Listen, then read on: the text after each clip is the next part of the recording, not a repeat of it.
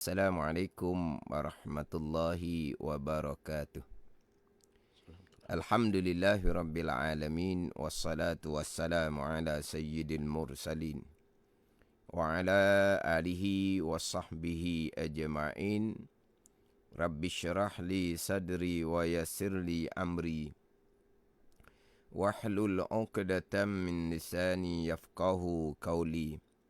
Subhanaka la ilma lana illa ma 'allamtana innaka antal alimul hakim. Wala haula wala quwwata illa billahil aliyyil azim. Terima kasih kepada Ijo dan kepada sidang pendengar Slot Ad-Dinul Khalis.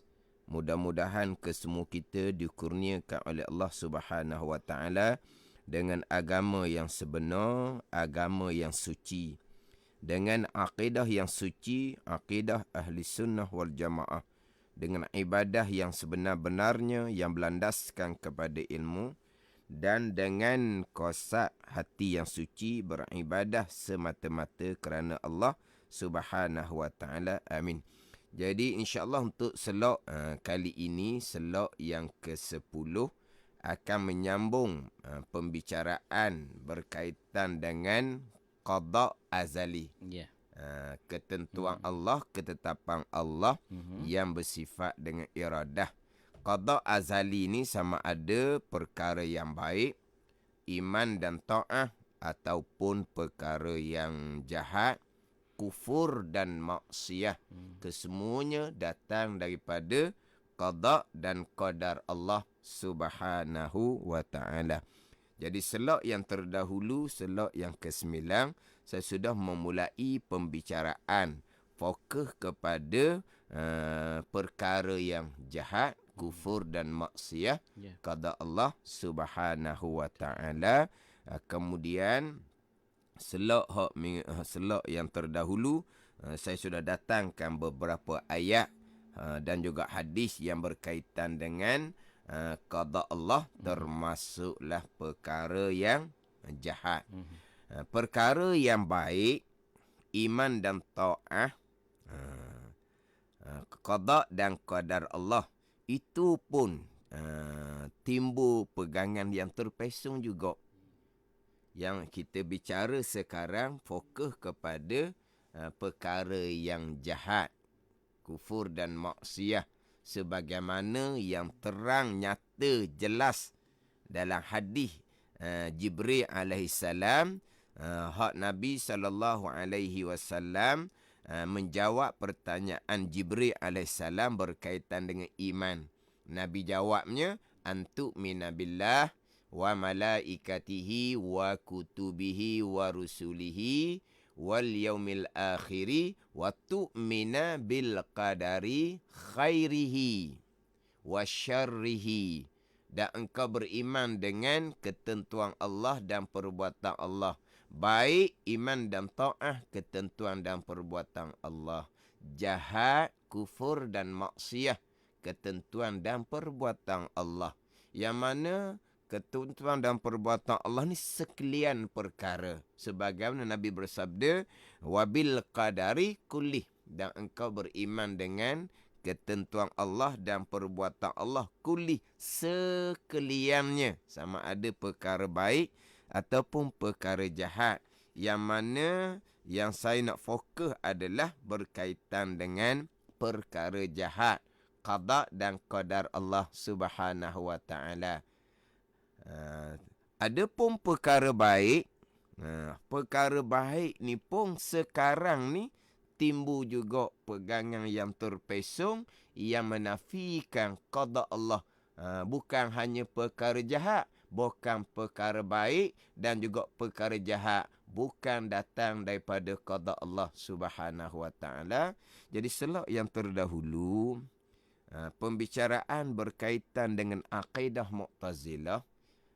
Dia banyak fahaman yang terpesong atas namanya Mu'tazilah, akidah yang terpesong, akidah yang terseleweng, akidah yang sesat daripada jalanan akidah yang sebenar. Di banyak fahaman, di antara yang masyhurnya, Mu'tazilah menafikan perkara jahat, kufur dan maksiat datang daripada qada Allah Subhanahu wa taala. Adapun perkara baik, qada dan qadar Allah. Perkara jahat dinafikan. Tapi sekarang bukan hanya perkara jahat. Bukan ada golongan yang menafikan sekalian perkara sama ada baik ataupun jahat daripada qada Allah Subhanahu wa taala. Golongan yang terpesong ini saya ada bicara berkaitan dengan 3 golongan yang terpesong dalam bab qada di slot yang kelima. Di slot yang kelima saya ada bicara berkaitan dengan 3 golongan yang terpesong hak berkaitan dengan qada Allah Subhanahu wa taala. Yang masyhurnya terpesong Mu'tazilah yang menafikan perkara jahat qada Allah. Tapi ada golongan yang lebih terpesong, mereka menafikan qada Allah, sama ada perkara baik, sama ada perkara jahat. Tidak ada qada Allah Subhanahu wa taala. Jadi golongan yang terpesong yang menafikan sekalian perkara yang berlaku baik ataupun jahat bukan qada Allah, mereka asalnya terpesong pada persoalan ikhtiar dan usaha seseorang hamba. Jadi berkaitan dengan ikhtiar dan usaha seseorang hamba ni, insya-Allah di slot akan datang pada pembicaraan qadar, saya akan pergi pada pembicaraan ikhtiar usaha hamba di sisi akidah Ahlussunnah wal Jamaah dan juga di sisi akidah Mu'tazilah, sama ada Qadariyah ataupun Jabariyah. Jadi golongan yang menafikan sekian perkara baik dan jahat ni qada Allah, mereka terpesong pada persoalan ikhtiar dan usaha, yang mana golongan yang terpesong ini qada dan qadar Allah. Qada Allah, kita bicara sekarang qada Allah. Qada Allah yang bersifat dengan iradah. Qada, ketentuan, ketetapan Allah yang bersifat dengan iradah. Qadar, perbuatan Allah, pekerjaan Allah yang bersifat dengan qudrah. Jadi golongan yang terpesong ini, mereka hanya berpegang qada Allah pada kelahiran seseorang sahaja dan kematian seseorang sahaja qada Allah. Kelahiran seseorang, bila dilahirkan, di mana dilahirkan, lahir daripada ibu mana, lahir daripada bangsa apa, jantinanya lelaki ataupun perempuan, qada Allah Subhanahu wa taala. Kemudian bilakah sampai masa ajal, bilakah masa kematian, kematiannya di mana, kematiannya bagaimana, qada dan qadar Allah Subhanahu wa taala. Tetapi dalam kehidupan seseorang, berpuluh-puluh tahun kehidupan seseorang, apa yang berlaku, sama ada perkara baik, iman dan ta'ah, ataupun perkara jahat, kufur dan maksiat, tidak ada qada Allah, tidak ada ketentuan Allah dan ketetapan Allah yang bersifat dengan iradah. Allah hanya mengetahui. Ini akidah yang lebih terpesong daripada akidah Mu'tazilah yang masyhur, yang menafikan qada hanya pada perkara jahat. Perkara baik adalah qada Allah Subhanahu wa ta'ala. Jadi hak golongan yang terpesong yang saya sebut tadi, insya-Allah saya akan bicara pada ketika membicarakan berkaitan dengan ikhtiar dan usaha, yang mana insya-Allah lah dua pegangan yang saya akan lebih fokusnya adalah berkaitan dengan perkara jahat, qada dan qadar Allah. Kemudian saya akan fokus berkaitan dengan ikhtiar dan usaha. Kerana dua pembicaraan inilah hak timbulnya fahaman-fahaman yang terpesong. Jadi perkara yang baik, iman dan ta'ah, qada dan qadar Allah Subhanahu wa ta'ala. Jadi kita ni di kalangan orang yang beriman, di kalangan orang yang terbuka hati nak belajar, terutama sekali ilmu akidah, yang terbuka hati untuk beramal zahir dan batin, kebaikan tu kesemuanya datang daripada qada dan qadar Allah Subhanahu wa ta'ala, yang mana kita wajib bersyukur kepada Allah Subhanahu wa ta'ala. Kalau Allah Ta'ala tidak menghendaki kebaikan kepada kita, maka tak berlakulah kebaikan kepada kita. Jadi berlaku kebaikan kepada kita, kita orang Islam yang beriman, belajar dan beramal, kita kena perbanyakkan kesyukuran kepada Allah Subhanahu wa Ta'ala. Sebab apa? Sebab la haula wa la quwwata illa billahil aliyyil azim. Tidak ada daya atas meninggalkan maksiat dan tidak ada upaya pada mengerjakan ketaatan, melainkan kesemuanya taufik, hidayah, qada dan qadar Allah Subhanahu wa Ta'ala.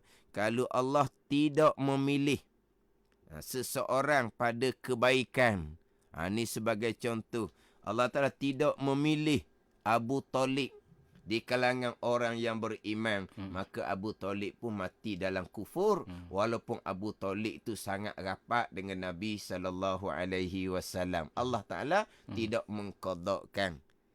Kemudian kalaulah Allah Ta'ala tidak mengqadakkan kita nak belajar, kadang-kadang bab ilmu ni kita wak dak tahu je.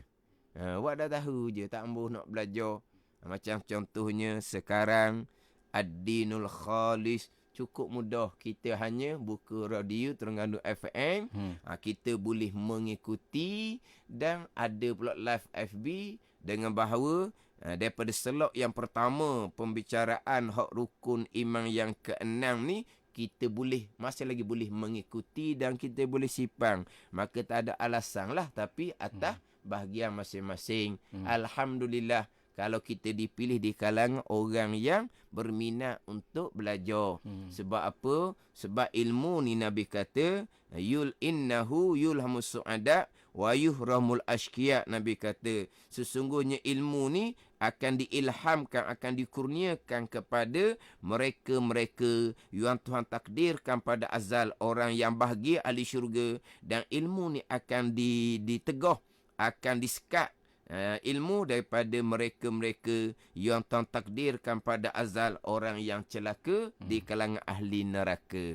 Jadi maknanya kita alhamdulillah terbuka hati nak menuntut ilmu. Kalaulah Tuhan tak buka hati kita, duduk tepi masjid ke, duduk tepi tempat pengajian yang mana pengajiannya banyak, kita langsung berpaling muka pun tidak. Wak tak peduli je, mana tak ada bahagian. Tapi yang ada bahagian, jauh-jauh pun boleh mari belajar. Hak tu hak ada bahagian. Sebab itulah, kalau kita ada bahagian kebaikan, kita kena perbanyakkan kesyukuran kepada Allah Subhanahu wa Ta'ala. Tak ada lah nak timbul riak, nak timbul ujub, nak timbul takabur. Sebab kebaikan yang ada pada kita ni datang daripada qada dan qadar Allah Subhanahu wa Ta'ala. Itu hak perkara yang baik. Kita pergi kepada perkara yang jahat, kufur dan maksiyah. Sebagaimana hak selok terdahulu, saya mulai dengan keesaan Allah pada perbuatan, dengan bahawa semua yang berlaku adalah datang daripada perbuatan Allah yang bersifat dengan kudrah. Allah lah khaliqu kulli syai'. Allah lah yang menjadikan sekalian perkara. Tu kita mati dah di selok awal-awal pada pembicaraan hak rukun iman yang keenam. Segala-gala perbuatan Allah Subhanahu wa Ta'ala, sama ada perkara yang berlaku tu perkara yang baik, perkara yang jahat, sama ada perkara yang berlaku tu di bumi ke di langit, sama ada perkara yang berlaku tu di dunia dan di akhirah, kesemuanya adalah perbuatan Allah Subhanahu wa Ta'ala. Kesemua yang berlaku adalah makhluk Allah, kejadian Allah Subhanahu wa Ta'ala yang bersifat dengan sifat kudrah. Kemudian Allah perbuat ni, Allah perbuat fa'alul lima yurid. Ataupun di ayat yang lain Allah Ta'ala berfirman, innallaha yaf'alu ma yurid. Sesungguhnya Allah Ta'ala melakukan ia akan barang yang ia kehendak. Jadi hak Tuhan buat ni akan barang yang Tuhan kehendak. Jadi hak Tuhan buat sekarang perkara baik, hak Tuhan buat sekarang perkara jahat. Jadi perkara baik yang Tuhan buat sekarang, perkara jahat yang Tuhan buat sekarang adalah perkara yang dikehendaki oleh Allah Subhanahu wa taala pada azal. Innallaha yaf'alu ma yurid. Sesungguhnya Allah Taala melakukan ia akan barang yang ia kehendak. Jadi hak Tuhan laku ni baik dan jahat. Jadi barang yang ia kehendak pun baik dan jahat. Wa rabbuka yakhluqu ma yasha'u wa yakhtar. Bermula Tuhan engkau ya Muhammad melakukan ia, menjadikan ia akan barang yang ia kehendak dan ia pilih. Jadi hak Tuhan buat sekarang ni baik dan jahat.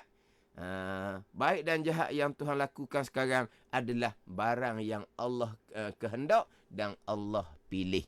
Ni hak rukun iman kita yang keenam, yang jelas nyata di dalam hadis Muslim hak saya baca permulaan tadinya, khairihi wa syarihi. Baik iman dan taat, ni kehendak Allah dan perbuatan Allah. Jahat, kufur dan maksiat, kehendak Allah dan perbuatan Allah Subhanahu wa taala.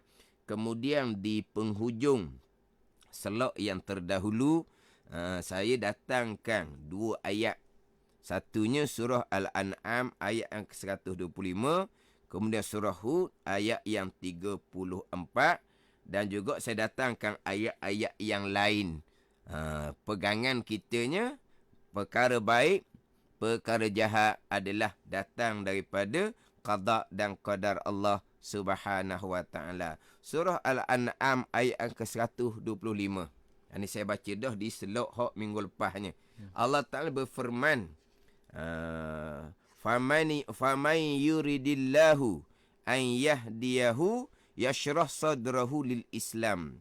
Wa man yurid an yudillahu yaj'al sadrahu dayiqan haraja ka'annama yas'adu fis sama'. Maka sesiapa yang menghendaki oleh Allah akan bahawa memberi hidayah oleh Allah akan sesiapa tadi, nescaya Allah Ta'ala akan melapang, Allah Ta'ala akan membuka akan hatinya bagi memeluk agama Islam. Ini hak sesiapa yang Allah Ta'ala menghendaki bahawa Allah Ta'ala memberi hidayah. Allah buka hati kepada memeluk agama Islam. Sebaliknya, wa man yurid an yudillahu, dan sesiapa yang menghendaki oleh Allah akan bahawasanya menyesat ia Allah akan sesiapa.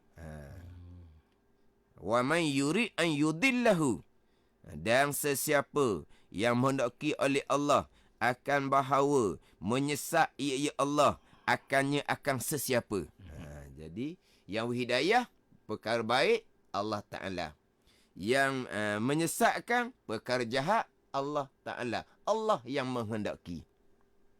Wa man yurid an yudillahu, dan sesiapa yang menghendaki oleh Allah akan bahawa menyesat ia Allah akannya akan barang siapa tadi, yaj'al, nescaya menjadi ia Allah sadrahu, akan dadanya, akan hatinya, dayiqan haraja, sesak dan sempit, sesak lagi sempit, ka'annama yas'adu fis sama', seolah-olahnya mendaki ia pada langit. Tapi nak cerita ayat ni, Allah Ta'ala kata wa man yurid an yudillahu, sesiapa yang menghendaki oleh Allah akan bahawasanya menyesat oleh Allah akan sesiapa. Jadi sesat sesiapa tu datang daripada kehendak Allah, qada Allah Subhanahu wa taala.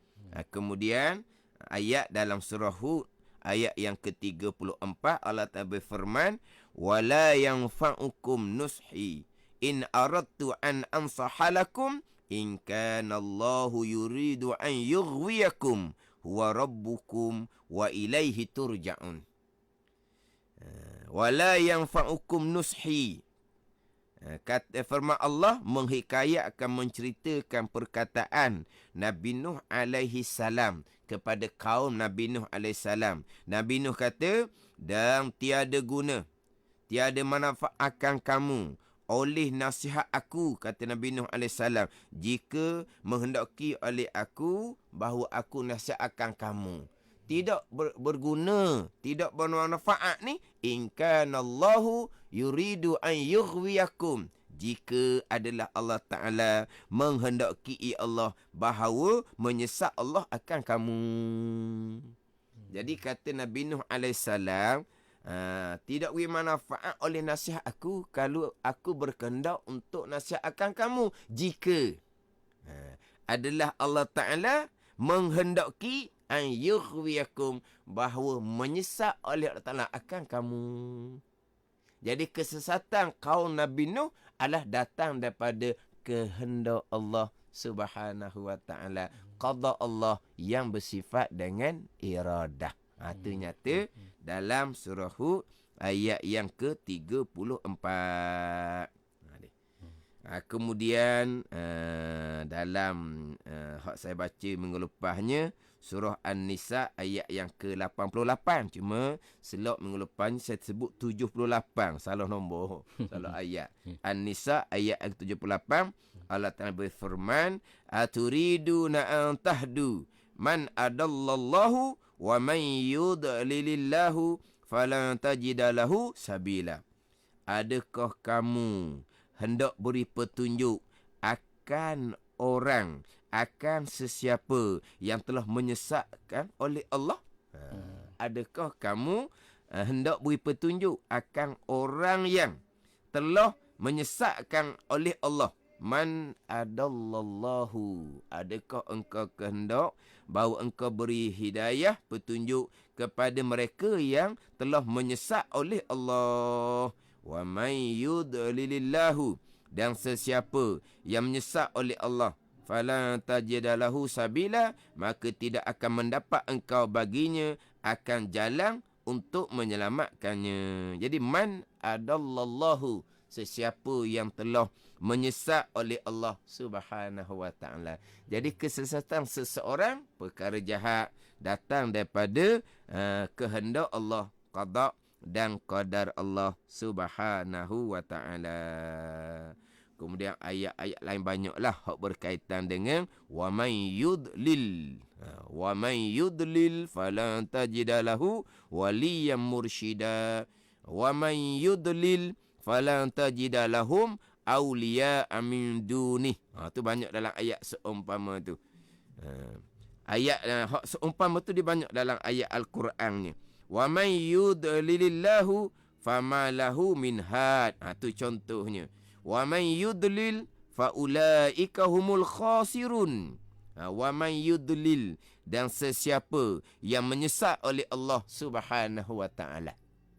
Ni banyak disebut dalam ayat Al-Quran. Jadi jelas nyata perkara jahat, kufur dan maksiyah datang daripada qada Allah Subhanahu wa Ta'ala yang bersifat dengan iradah. Kemudian pegangan Mu'tazilah yang saya sebut agak masyhur, menafikan perkara jahat qada Allah Subhanahu wa Ta'ala. Allah tidak menentukan, Allah tidak menetapkan, Allah tidak menghendaki seseorang memilih dan melakukan perkara jahat. Allah hanya mengetahui. Ni Mu'tazilah. Dan macam mana dengan ayat-ayat yang saya sebut tadi? Macam mana dengan hadis Nabi SAW? Jelas nyata, khairihi wa syarihi, baik qada dan qadar Allah, jahat qada dan qadar Allah. Tapi macam mana Mu'tazilah menafikan pula perkara jahat datang daripada qada Allah Subhanahu wa Ta'ala? Dia Mu'tazilah ni golongan yang terpesong tadi, dia lebih kepada logik akal. Dia lebih pada logik akal, dan insya-Allah saya akan sebutlah beberapa alasan akal Mu'tazilah. Yang mana terkadang alasan akal Mu'tazilah ni saya sendiri pun kadang-kadang teragak-agak untuk cerita alasan akal Mu'tazilah tu. Kenapa? Kerana panggil apa ni? Makan. Makan dengan akal hak Mu'tazilah ni. Walaupun ayat Al-Quran jelas, walaupun hadis Nabi jelas menyatakan segala-gala baik dan jahat datang daripada qada dan qada Allah. Sebab apa yang berlaku ni kesemuanya datang daripada Allah. Datang dari perbuatan Allah. Jadi apa yang Tuhan perbuat, itulah yang Tuhan kehendak. Sebab kita ahli sunnah wal jamaah, antara perkara yang berlaku dengan kehendak Allah berlaziman. Kita ahli sunnah wal jamaah. Apa yang berlaku, perbuatan Allah, baik dan jahat, itulah kehendak Allah, baik dan jahat. Ini kita ahli sunnah wal jamaah. Kemudian, apa yang Tuhan tahu. Kita ahli sunnah wal jamaah. Apa yang Tuhan tahu. Tuhan tahu seseorang akan memilih dan melakukan perkara jahat. Contohnya, Tuhan kehendak seseorang akan memilih dan melakukan perkara jahat. Ini ahli sunnah wal jamaah. Makna apa ni? Berlaziman antara apa yang berlaku, perbuatan Allah baik dan jahat, itulah kehendak Allah Subhanahu wa taala. Sebagaimana hadis Nabi sallallahu alaihi wasallam, "Masya Allahu kan wa man lam yasha lam yakun." Perkara yang dikehendaki Allah akan berlaku, sama ada baik ataupun jahat. Perkara yang tidak dikehendaki oleh Allah tidak akan berlaku. Sekarang ni perkara yang berlaku, baik dan jahat, itulah kehendak Allah Subhanahu wa taala. Kalaulah perkara jahat yang berlaku bukan datang daripada kehendak Allah Subhanahu wa taala, bererti banyak perkara yang berlaku sekarang yang bukan datang daripada kehendak Allah. Sebab sekarang ni banyak yang berlakunya perkara jahat. Jadi tiba-tiba Mu'tazilah berpegang perkara jahat yang berlaku ni bukan kehendak Allah, berarti di dalam kerajaan Allah Subhanahu wa taala. Di dalam kerajaan Allah yang luas ni berlaku banyak perkara yang bukan datang daripada kehendak Allah Subhanahu wa taala. Jadi macam mana dengan ayat yang kita baca dalam suratul Fatihah, Alhamdulillahi Rabbil Alamin, segala puji bagi Allah. Allah adalah Rabb, Tuan yang mengatur, yang mentadbir, yang menjadikan segala-gala yang berlaku. Allah Tuan. Tiba-tiba Allah sebagai Tuan, banyak perkara yang berlaku di dalam kerajaan Allah Subhanahu wa taala tiba-tiba bukan kehendak Allah Subhanahu wa taala. Itu mustahil sama sekali. Tapi itulah pegangan Mu'tazilah. Mereka menafikan perkara jahat adalah datang daripada qada Allah Subhanahu wa taala yang jelas bercanggah dengan ayat Al-Quran dan jelas bercanggah dengan hadis-hadis Nabi sallallahu alaihi wasallam, yang mana hadis Nabi hak rukun iman yang keenam yang kita dah hafal daripada budak lagi, baik jahat qada dan qadar Allah. Baik jahat qada dan qadar Allah. Hak kita duk ngapa? Hak rukun iman, hak 6 perkara yang datang daripada hadis Nabi sallallahu alaihi wasallam. Jelas sangat terpesong dan terpesong pegangan Mu'tazilah ni. Terpesong pegangan Mu'tazilah ni. Ni hukumnya macam mana? Ni hak Mu'tazilah yang berpegang perjahat bukan qada Allah. Jadi ulama berkhilaf pandangan berkaitan dengan akidah Mu'tazilah yang terpesong dengan ayat Al-Quran. Akidah Mu'tazilah yang terpesong dengan hadis-hadis Nabi sallallahu alaihi wasallam. Jadi terpesong Mu'tazilah sampai tahap mana?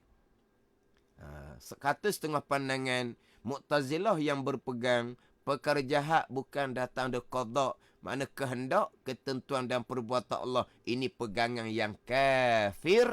Mati dalam keadaan pegangan seumpama ni tanpa sempat bertaubah, kekal neraka selama-lamanya, walaupun rupa zahirnya orang Islam, walaupun zahirnya bersembahyang, berpuasa sekalipun. Sebab apa? Sebab imannya tidak sah.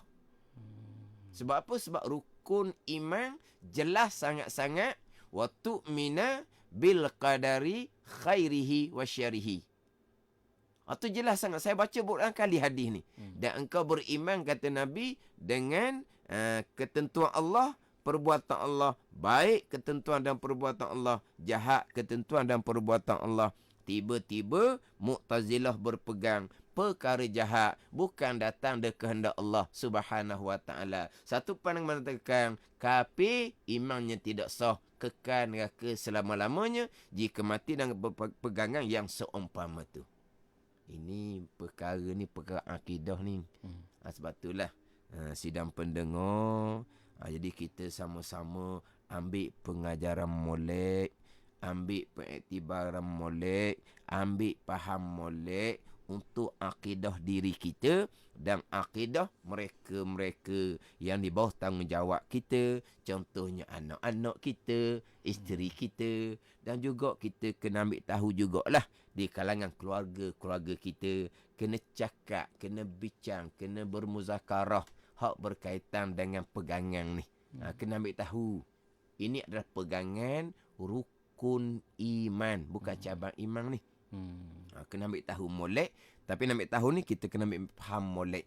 Ambil faham satu-satu. Ahli sunnah wal jamaah, ayat Al-Quran, hadis, hak mana sebagai dalil. Hak Mu'tazilah pegangan dia macam mana hak Mu'tazilah ni. Nak kena tahu jugalah hak terpesu ni. Kemudian, kalau berpegang dengan akidah Mu'tazilah ni, sesat, memang sesat lah. Sebab, ijma' ahli sunnah wal jamaah, sekalian ulama ahli sunnah wal jamaah berpegang, perkara baik, perkara jahat, qada dan qadar Allah subhanahu wa ta'ala. Jadi Mu'tazilah berpegang perkara bukan qada Allah. Satu pandangan ulama mengatakan kafir. Tapi pandangan yang muktamad meletakkan bahawa Mu'tazilah yang berpegang perkara jahat bukan datang daripada qada Allah subhanahu wa ta'ala. Pegangan tu tak kafir, tapi pegangan disebut dalam kitab sebagai pegangan yang fasik lagi mubtadi'. Pegangan yang fasik lagi mubtadi'. Kita fasik ni biasa dengar lah. Pegangan yang berdosa besar. Berdosa besar yang khilaf pada kafir. Sebab setengah pandangan tadi saya sebut dah, dia kata kafir. Jadi hak ni fasik dosa besar yang khilaf pada kafir. Mubtadi' ni pegangan yang bid'ah. Apa makna pegangan bid'ah? Bid'ah dengan makna pegangan yang diada-adakan, yang tidak ada pada masa Nabi SAW.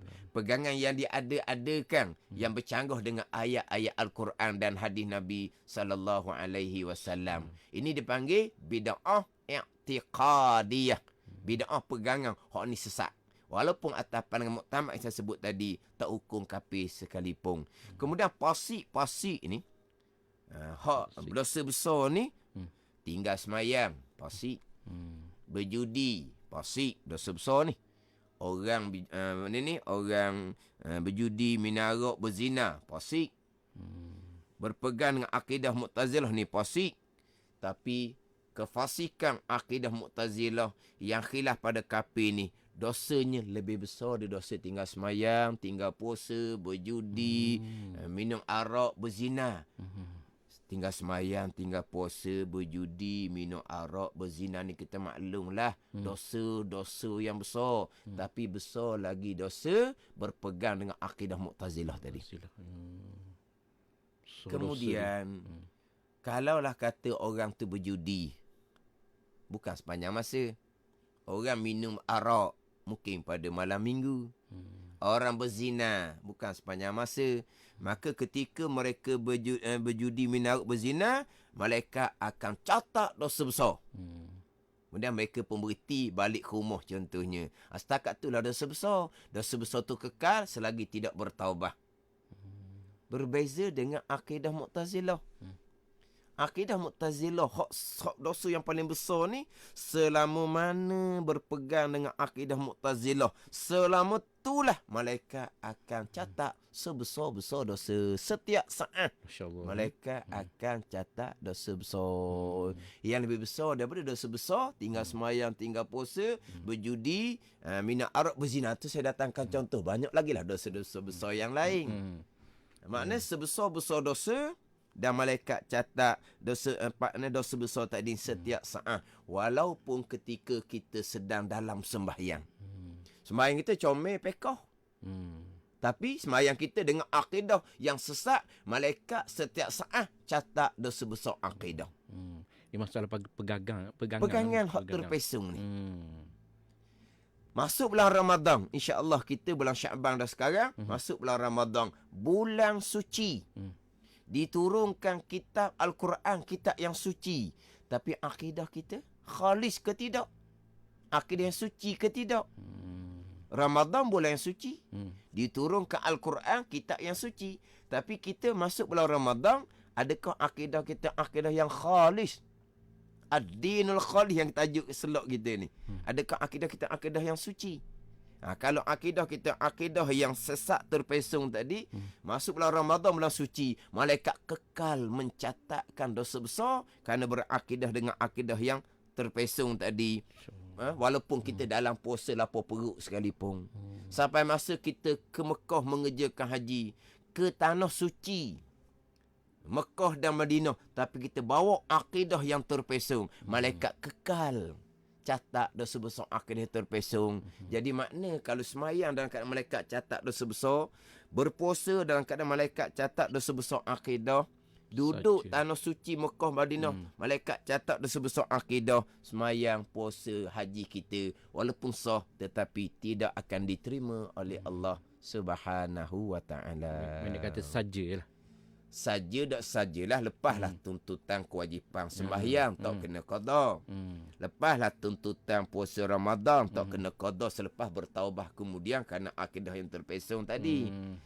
Tak perlulah pergi ke Mekah untuk menunaikan kewajipan haji sekali seumur hidup. Tetapi mana pahalanya? Sebab duduk dalam keadaan mengekali dosa besar akidah yang terpesong yang sebesar-besar dosa. Jadi sama-samalah kita ambil ni pengajaran perhatian molek. Sebab yang saya sebut ni pegangan masing-masing. Yang saya sebut ni pegangan masing-masing. Ada pun percakapan, minggu lepas saya datangkan 2 ayat. Surah An-Nisa ayat 78, surah An-Nisa ayat yang ke-79. Hak ni pun seeloknya pendengar ingat ayat ni. Surah An-Nisa ayat ke-78, Allah Ta'ala berfirman, Qul kullum min indillah. Kata oleh Muhammad, sekalian perkara, sama ada kebajikan ataupun kejahatan, datang daripada Allah. Datang dari qada dan qadar Allah. Itu pegangan kita, rukun iman yang ke-6. Surah An-Nisa ayat yang ke-78, Allah Ta'ala berfirman, wa ma asabaka min hasanatin wa ma asabaka min hasanatin faminallah, ma asabaka min hasanatin faminallah wa ma asabaka min sayyiatin famin nafsik. An-Nisa ayat yang 79. Apa-apa kebaikan yang berlaku pada engkau ya Muhammad datang daripada Allah. Dan apa-apa keburukan yang berlaku pada engkau ya Muhammad datang daripada diri engkau sendiri. Itu percakapan. Segala-gala daripada Allah. An-Nisa ayat 78. Baik ke jahat daripada qada dan qadar itu pegangan rukun iman ke-6. Jadi percakapan yang baik daripada Allah, yang buruk, yang tak baik datang dari diri sendiri. Itu adab percakapan. Kita wajib bercakap yang seumpama tu. Haram kita menyandarkan perkara jahat kepada qada dan qadar Allah Subhanahu wa taala. Di ayat lain Allah Taala berfirman, "Wa ma asabakum min musibatin fa bima kasabat aydikum." Akan apa-apa yang menimpa akan kamu daripada bala, maka dengan sebab barang yang diusahakan oleh tangan-tangan kamu. Jadi hak keburukan ni datang dari diri kamu sendiri. Ni adab percakapan. Jadi oleh kerana percakapan zahirnya seumpama tu, yang buruk datang daripada diri sendiri. Yang buruk datang dari diri sendiri. Sebagaimana orang yang berceramah, orang yang bertazkirah, sebelum mereka menyudahi ceramah mereka, mereka pun kata, yang baik daripada Allah, yang kurang datang daripada kelemahan saya sendiri. Itu adab dia. Itu percakapan. Syariat seumpama tu. Jangan pula yang baik daripada Allah, yang saya ceramah ni bolong-bolong, dok comel Allah juga. Tak boleh sandar perkara yang tak baik kepada qada Allah. Ni sebuah percakapan. Yang baik daripada Allah, yang kurang datang dari saya sendiri. Mana percakapan zahir seumpama tu. Sebagaimana surah An-Nisa ayat yang ke-79. Jadi macam mana pegangan? Pegangan ni kita ambil tahu.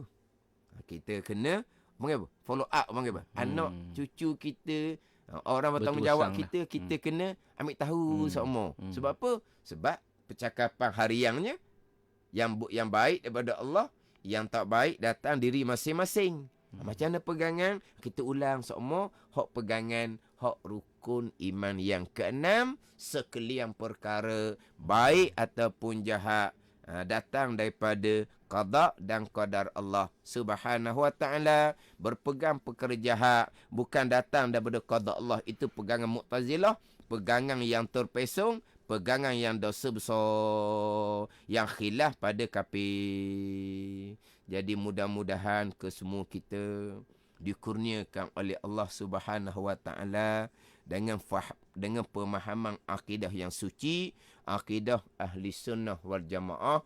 Mudah-mudahan Selalu ad-dinul khalih ni menjadi asbab kepada kita untuk benar-benar kita memantapkan pegangan diri kita dan juga pegangan keluarga kita, pegangan mereka-mereka yang bertanggungjawab kita. Mudah-mudahan diterima oleh Allah Subhanahu wa taala. Wallahu a'lam.